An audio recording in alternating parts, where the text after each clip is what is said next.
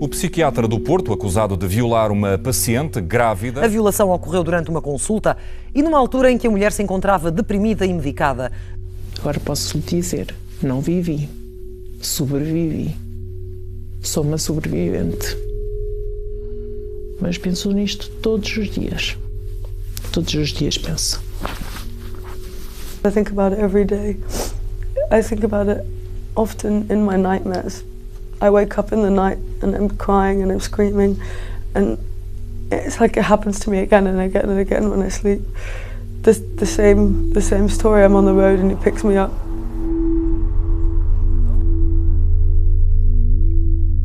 I thought the most painful thing would be to hear what my daughter said happened to her, but that is nowhere near the most painful. The most painful is the fallout, the hurt. I think about it when I look at myself. I think about it when I'm alone at night, when I'm walking, when I'm scared. Penso na situação do tribunal. Vai ficar em liberdade o psiquiatra do Porto condenado por violar uma paciente grávida. I think it's really important for people to know what a victim of rape goes through. Not just the actual rape itself, but afterwards how you're treated, how almost society is punishing you because you were raped.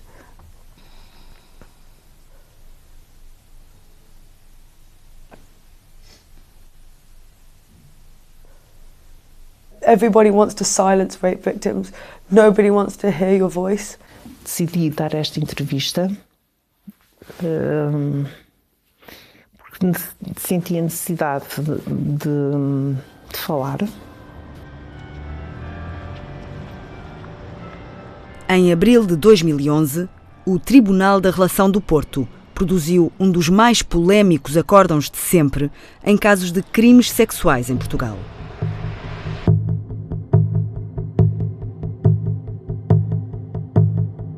Os factos que o Tribunal de Primeira Instância deu como provados aconteceram em setembro de 2009. Sofia quis falar pela primeira vez 9 anos depois. Tem uma filha de 9 anos, a quem um dia, mas não ainda, contará esta história. A filha que nasceu 20 dias depois de ter sido violada pelo seu médico. Comecei com medos quando soube que estava grávida. Com medos que acontecesse alguma coisa ao meu marido, com medo que não conseguia ser uma boa mãe. Medos.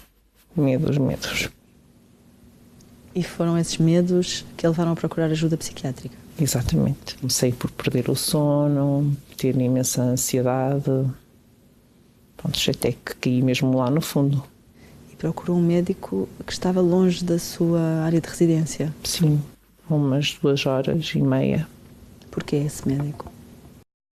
Porque foi recomendado por alguém conhecido dos meus pais. E, portanto, ia semanalmente até ao Porto? 2 vezes por semana. E os seus pais iam consigo? E os meus pais iam comigo, sim. Começava o 5º mês de consultas. Os pais esperavam no carro, à porta do consultório. Era quarta-feira, 3h30 da tarde. Cerca das 15h30, no decurso da consulta e devido ao seu estado de fragilidade emocional, a ofendida começou a chorar. O arguido foi então escrever uma receita. Quando voltou com ela, aproximou-se da ofendida, exibiu-lhe o seu pénis ereto e meteu-lhe na boca, para tanto agarrando-lhe os cabelos e puxando-lhe para trás a cabeça. Era pânico, era sentir-me... Eu nem sei explicar-te. É tão terrível, é tão penoso. A ofendida reagiu, levantou-se e tentou dirigir-se para a porta de saída. No entanto, o arguido, aproveitando-se do estado de gravidez avançado que lhe dificultava os movimentos, agarrou-a, virou-a de costas, empurrou-a na direção do sofá, fazendo-a debruçar-se sobre o mesmo, baixou-lhe as calças, de grávida, e introduziu o pénis ereto na vagina até ejacular. eu nem sei como é que consegui sair de lá. Nem tenho noção. Nem sei se tropecei, nem sei se... sei que chorei e era o sofrimento que eu poderia estar a provocar à bebê. Posso lhe dizer que quase todos os dias ia fazer ecografias. O judiciário investigou, entretanto há uma acusação e há então julgamento. O arguido era uma pessoa muito conhecida no Porto e o rol de testemunhas era imponente. 2 psiquiatras de renome, pelo menos nacional, tinha 2 juízes, 2 senhores juízes do Tribunal da Relação. Os senhores juízes foram testemunhas abonatórias. O arguido começa por negar os factos. Apresenta uma versão alternativa para explicar o sêmen encontrado no corpo da vítima durante os exames médicos. A primeira versão, que eu tinha pedido para ir à casa de banho e que ele no dia anterior tinha estado lá com a namorada no consultório e tinham tido relações e tinha deixado lá o preservativo e eu tinha usado o preservativo para... O tribunal considera provados os factos relatados pela vítima e condena o arguido a uma pena de prisão de 5 anos. Mas suspensa. Não significou nada para mim. Nada. Não sentiu que tivesse sido feita justiça? Nenhuma.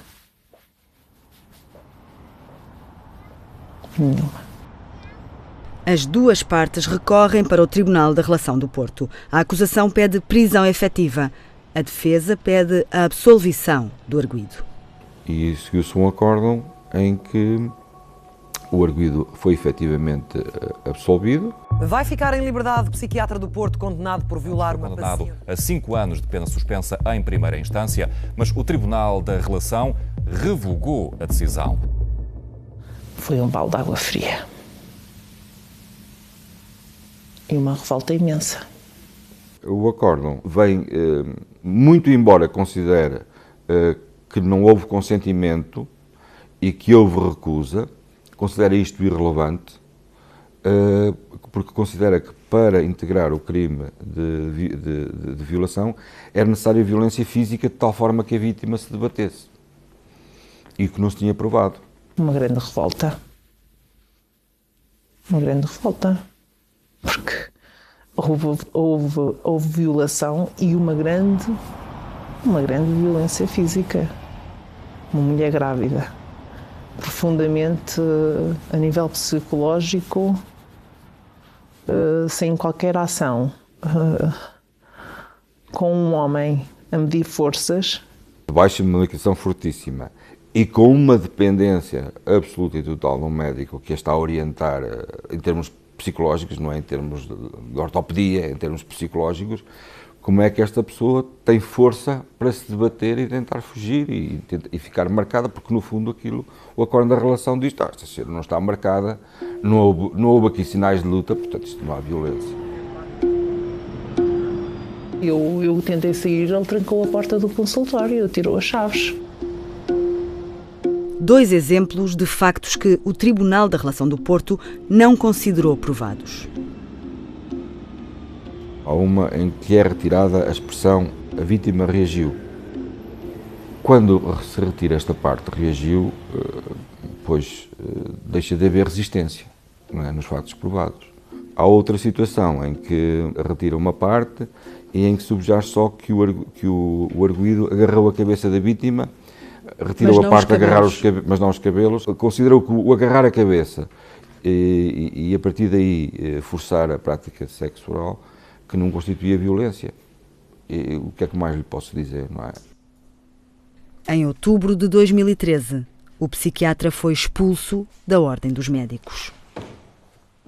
O acórdão do Tribunal da Relação do Porto está entre as centenas de decisões da Justiça sobre crimes de violação analisadas ao longo de 4 anos pela socióloga Isabel Ventura.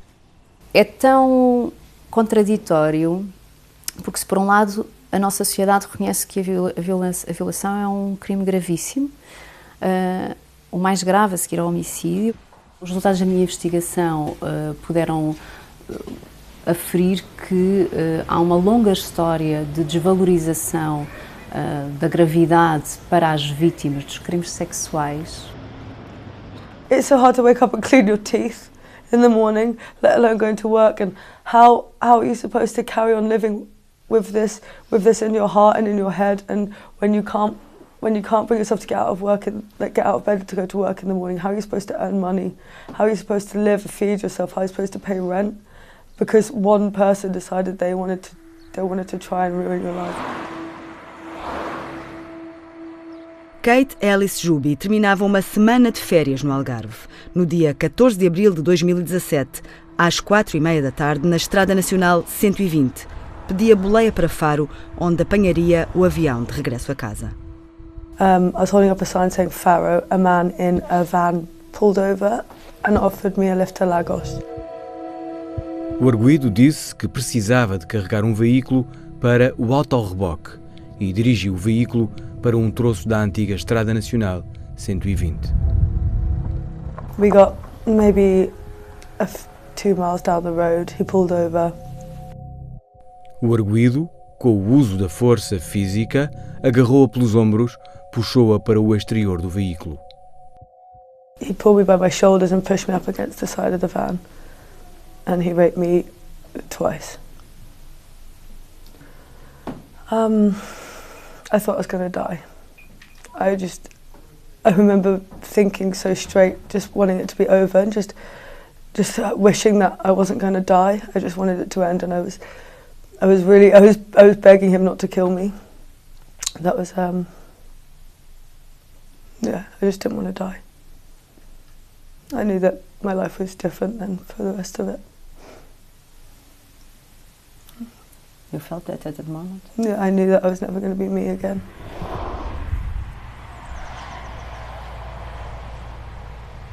He eventually loosened up on his grip slightly, and I ran into the middle of a main road, into the oncoming traffic, and made a car stop and sort of just banged on the passenger side until these people helped me. I begged them to call the police. I told them I'd just been raped. Às 18h30, Kate é observada no Hospital de Portimão. They pinned me down onto a bed and they took all my clothes away from me.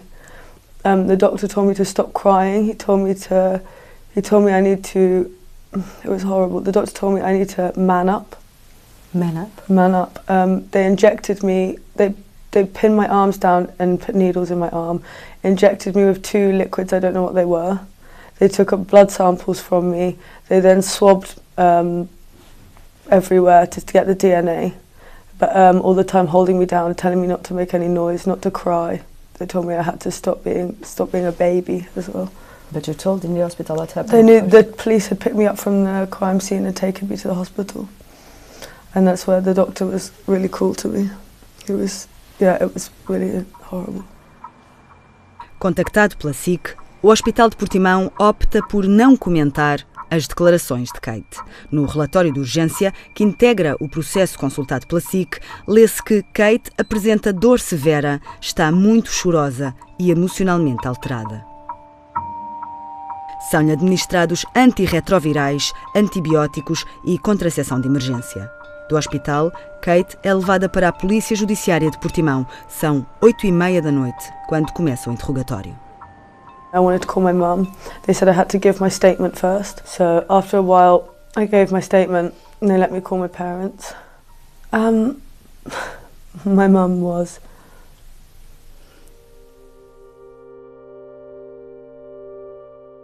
She just cried. She was so scared. I could hear her heart breaking on the other side of the phone. And my dad, I knew it would be even harder. I couldn't even tell my dad myself. Because I couldn't do it. I was heartbroken. I felt guilty. You felt guilty? Yeah. I think come? As a parent, your child is never a grown-up. They're always your child. And you want to protect them. And for somebody to violate my daughter like that is I felt that I'd failed. I think he felt helpless. being my parent and not being able to protect me from this. I think it was really hard for him and for my mum. I feel so sorry for them sometimes more than anything because I felt so helpless through the whole thing, and I knew they would change anything if they could, but obviously they can't. I feel so sorry for them. Nessa mesma noite, a polícia judiciária encontrou o agressor. After 3 hours, they brought in 3 men. One was the man that raped me, and they made me point him out. This is one of the bits that makes me the most sick. The two in the lineup, the 2 other men looked scared and were holding. He was leaning back. He was smiling. It was horrible. In fact, it was like as traumatizing as being raped in the first place. It was all horrible. It was like an 8-hour ordeal, all of it just getting harder and harder. Well, they were telling me they were helping me, but everyone was quite aggressive, like angry. They just wanted me to do things by the book, and I couldn't. I was so weak and scared. I was on my own. I wanted my family. I was confused. I was in another country where I didn't speak their language. 23, yeah. And then they let me go in time to get my flight back to England. I finally got a letter saying would I like to take him to court. I said yes. I met my lawyer the day of the trial. Nas vésperas do julgamento, o advogado Miguel Teixeira recebe um pedido de colaboração da Pro Bono Portugal, uma associação de advogados voluntários que Kate contactara a pedir ajuda. Segundo eu percebi, e como disse, eu tive contacto com o processo 2 dias antes do julgamento. Houve aqui algumas falhas de comunicação com a Kate pelo facto de estar longe, para além de não se perceber muito bem como é que a Kate, após um ano de investigação, acaba por não ter, digamos, um advogado mandatado neste processo. Mas é frequente uma mulher vítima de violação ir a tribunal sem um advogado? É. Muito frequente? Muito frequente. Vão sozinhas? Muitas vezes. O nosso sistema penal é feito a pensar mais no arguido do que na sobrevivente. Uma pessoa é constituída arguida, automaticamente essa pessoa tem direito a um advogado, um defensor oficioso nomeado. A vítima, obrigatoriamente, tem de se constituir assistente. Para poder ter direito? Para poder ter o direito a um advogado. I don't even know what it means to be an assistant in the process. Nem todos os OPCs, órgãos de polícia criminal, estão preparados para explicar a importância da constituição de assistente. E mas acontece muitas vezes, as mulheres não se conseguem. Muitas vezes. Não pode recorrer de uma sentença. Só pode recorrer o Ministério Público ao arguido.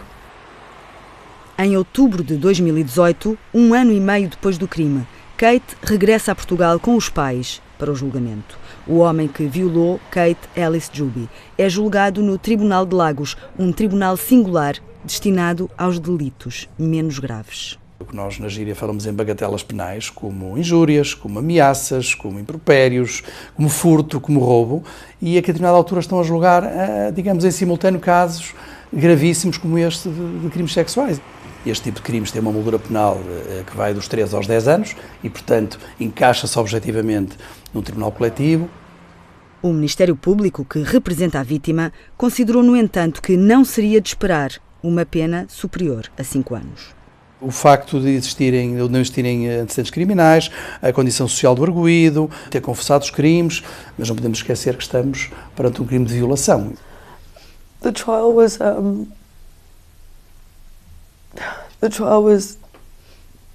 I don't know. I sat on a chair with my dad and my mum, and then up the stairs he just walked in. No warning, nothing. He just came in, he's staring at me, he's with his wife, they're all just staring at me, like almost angrily, like I had done something to them. We waited in the same room as the person who raped my daughter was stood maybe 5 metres, 2 metres away from us. And I don't know, just him being free, just watching him walk up the road, like walk free into this room like nothing was wrong. There was no remorse in his face. It was disgusting. Before the court case even started, we were offered an apology and expenses, and to forget the case, to walk away. To be insulted like that just upset and confused everybody. It was difficult. I said that I didn't want anything. I wanted him to go to prison. I wanted him to be locked away. I wanted justice. Houve uma confissão integral do arguido sem reservas. Um homem que violou uma turista inglesa no Algarve foi condenado a uma pena suspensa. O tribunal decidiu usar como atenuantes a confissão e o arrependimento do arguido. In the end, all that happened was he got 4.5 years suspended sentence, and they offered me €2,000 compensation. Kate decidiu doar os 2.000 euros à Associação Portuguesa de Apoio à Vítima. To see that happening and he walking out of the court back into the public society, it's just wrong.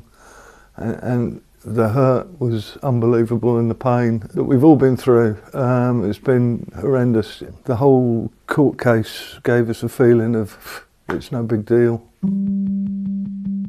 Em 2017, apenas 37% dos condenados por crimes sexuais tiveram pena de prisão efetiva.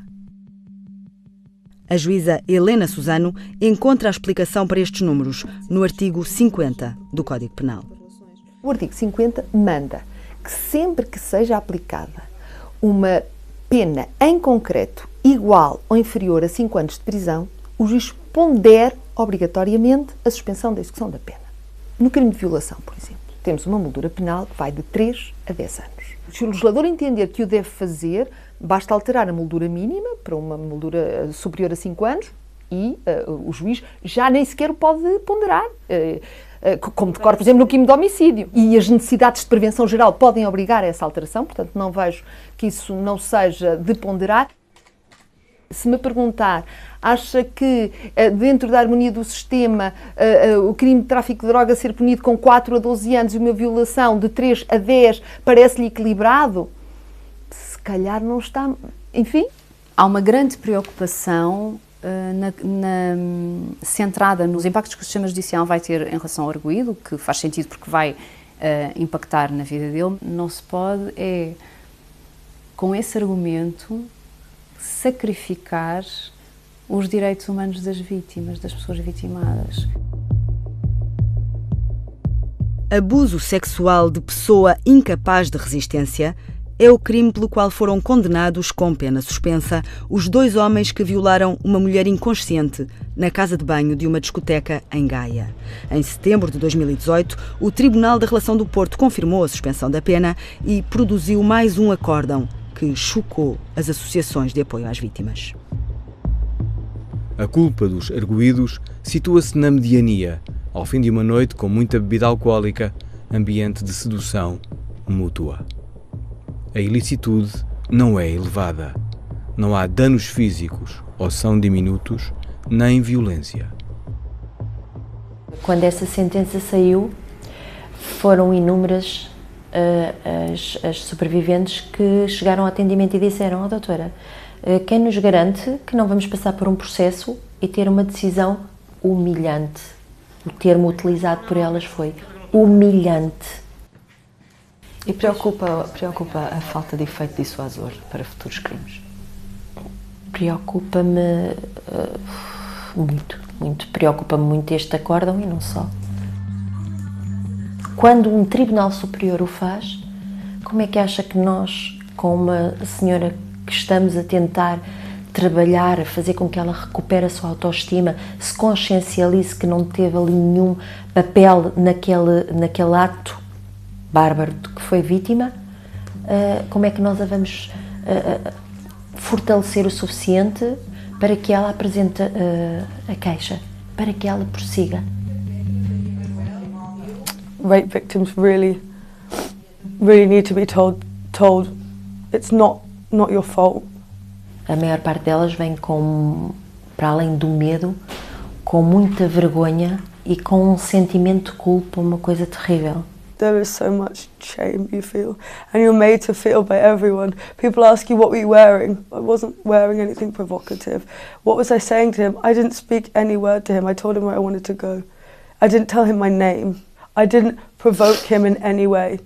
And still people try and make me feel so guilty, like it was my fault, like it's not his fault that he couldn't control his actions and he couldn't control himself. Crime, silêncio e preconceito alimentam-se mutuamente. Em todo o mundo, as organizações de apoio às vítimas alertam para o perigoso impacto social das decisões judiciais que desculpabilizam os agressores. Decisões muitas vezes sustentadas, constata Isabel Ventura, na responsabilização das vítimas. Quando temos frases que dizem claramente que, de alguma forma, a vítima contribuiu, temos algumas, não é? Sobretudo, as que chocam mais são sobretudo as com crianças. When you raise your children, you shouldn't be telling them to dress differently. You should be telling them not to rape people. That's the lessons we should be learning. As decisões dos magistrados estão muito ligadas a crenças pessoais, estão muito ligadas a estereótipos, estão muito ligadas, muitas delas relevam do preconceito. O médico Jorge Costa Santos trabalhou 35 anos no Instituto Nacional de Medicina Legal. Fez milhares de perícias médicas a vítimas de violação. Foi ouvido como perito em centenas de julgamentos. E quando vinha a conhecer o resultado, portanto, do acórdão, não raras vezes ficava surpreendido. De uma forma muito clara, portanto, falta de formação. Claro que poderíamos ter mais formação, em particular, por exemplo, reações da vítima. O tipo de resistência que o Tribunal da Relação do Porto considerou não ter existido no caso de Sofia é ainda tido como a reação normal de uma vítima de violação. A ciência mostra, no entanto, o contrário. Em 2017, investigadores suecos avaliaram as reações de 298 sobreviventes de violação. 70% das vítimas sofreram paralisia involuntária durante o ataque. Mas também outras em que, por terem algum tipo de relação com a pessoa que a está a agredir, não estão em condições de dizer não, e isso deve ser reconhecido. Por medo de serem mortas, de serem mais magoadas do que aquilo que já estão. O acórdão do Tribunal da Relação do Porto, que absolveu o agressor de Sofia, contou com um voto de vencido do juiz que presidia ao coletivo. Que diz exatamente que para que haja crime de violação não é necessário que a vítima se debata, principalmente nesta situação em que a vítima está claramente numa situação em que não pode debater-se. 2 anos depois, em 2013, Portugal ratificava a Convenção de Istambul. No artigo 36 da Convenção de Istambul, se verificar no que fala de violência sexual, incluindo a violação, não se exige violência. O Estado português está em incumprimento, sublinha a juíza Helena Susano, porque ainda não transpôs para a lei interna a criminalização de qualquer ato sexual não consentido, exigida pela Convenção que ratificou há 5 anos. O grupo de peritos do Conselho da Europa, que avalia a aplicação da Convenção de Istambul, apresentou a 21 de janeiro o primeiro relatório. O Comitê Grevio insta as autoridades portuguesas a corrigir a lei relativa a crimes sexuais para garantir que são baseados na ausência de livre consentimento da vítima. O Ministério da Justiça assegura à SIC que vai modificar o Código Penal à luz da Convenção de Istambul e das recomendações do Grevio, mas não se compromete com prazos. Em 2009, no ano em que Sofia apresentou queixa por violação, Jorge Costa Santos apresentou os resultados de um estudo que seguiu o percurso de 100 queixas de violação em 26 países europeus. Em Portugal, das 100 queixas, apenas 11 chegaram a julgamento, 8 resultaram em condenações. Na esmagadora maioria dos casos, as vítimas desistiram da queixa a meio do processo. A questão do estigma e a questão do processo de investigação, da morosidade da investigação, da repetição, portanto, dos depoimentos. A maior parte da assistência das queixas prendia-se com pessoas que estavam a acusar alguém conhecido. Medo. As vítimas têm receio. O número de queixas é apenas a ponta de um iceberg cuja dimensão desconhecemos. As pessoas não apresentam queixa porque não têm confiança nas autoridades. Outro fator contribui para que muitos crimes sexuais, nunca saberemos quantos, fiquem impunes. Em Portugal, as vítimas têm 6 meses para apresentar queixa. Os 6 meses é um prazo irrisório. É um prazo que não dá sequer tempo das técnicas que trabalham com as vítimas poderem prepará-las para terem a força de descrever os atos bárbaros de que foram vítimas.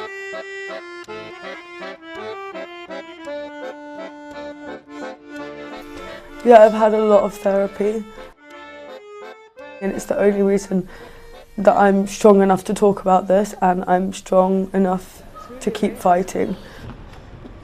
I was a free person, now I'm so scared. I fear everything. She loves life. That's been taken from her. She doesn't love life anymore as much as she needs to. I didn't work properly for 8 months. After 8 months I went back into chefing, and this was so hard as well. I left so many jobs because I couldn't handle it. I couldn't handle being around people. And in the restaurant? In the restaurant. Occasionally I do shows now, I perform. I was a dancer and a circus performer.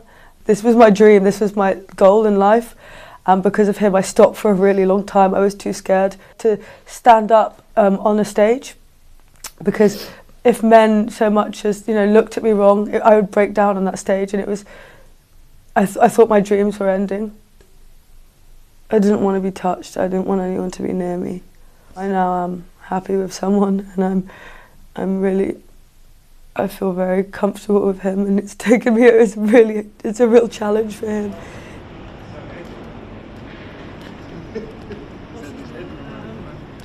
I've told my lawyer I want to appeal.